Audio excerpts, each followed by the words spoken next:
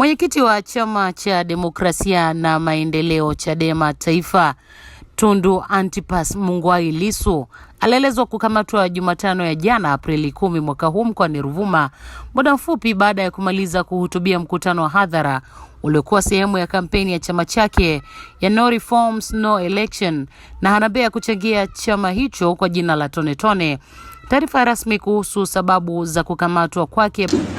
Ndugu wanahabari, Jeshi la Polisi mkoa wa Ruvuma tunaendelea vyema na majukumu ya kusimamia sheria za nchi katika kuhakikisha usalama wa raia na mali zao. Napenda kutoa taarifa ya kukamatwa kwa mwenyekiti wa Chadema ndugu Tundu Antipas Lissu. Jeshi la Polisi mkoa wa Ruvuma linapenda kutoa taarifa ya kukamatwa kwa mwenyekiti wa Chama cha Demokrasia na Maendeleo Chadema ndugu Tundu Antipas Lissu.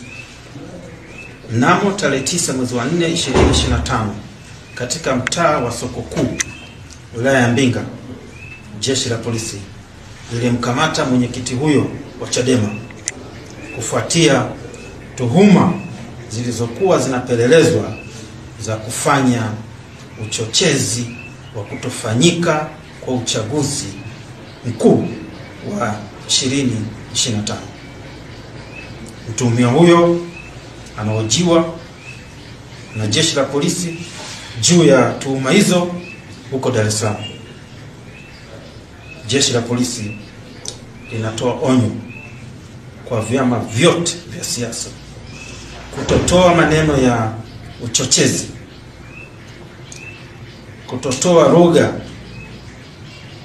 ya kukashifu polisi au serikali, au kuonyesha viashiria vyovyote vya uvunjifu wa amani katika kipindi hiki cha kuelekea uchaguzi mkuu wa 2025.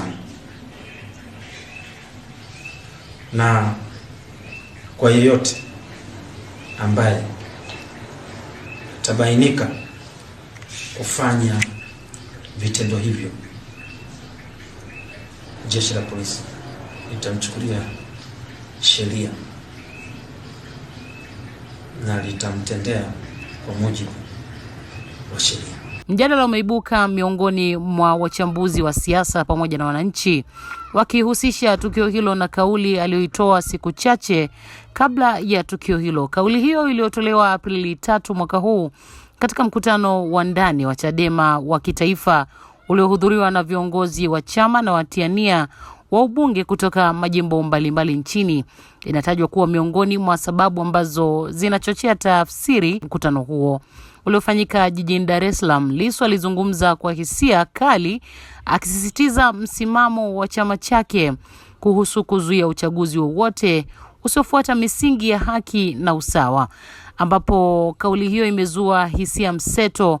Baadhi ya wananchi na wafuasi wa Chadema wameeleza kama ishara ya ujasiri na dhamira ya kweli katika mabadiliko ya kisiasa nchini, wakisisitiza kuwa haki ya kutoa maoni na kuhoji mfumo wa uchaguzi ni msingi wa demokrasia. Hata hivyo, wengine wameitafsiri kama kauli ambayo inaweza kuchochea ghasia pamoja na uvunjifu wa amani, hasa katika kipindi hiki cha maandalizi ya kuelekea uchaguzi mkuu wa mwaka 2025. Kwa taarifa hizi na zingine nyingi, usisahau kusubscribe, like na comment channel yetu ili uwe wa kwanza kupata taarifa zetu.